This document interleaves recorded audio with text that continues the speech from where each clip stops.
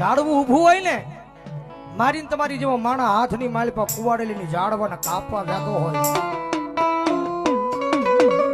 એ પેલો ઘા મારે માણા, બીજો ઘા મારે, ત્રીજો ઘા માણા મારે નો મારે એ વખતે ઝાડવાની માલ પર પ્રાણ પુરાય અને ઝાડવું બોલે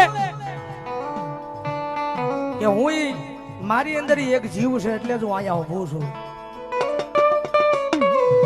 જગત માં તું મને જે ઘા મારશો ને ઘા નું મને જરાય દુઃખ નથી લાગતું.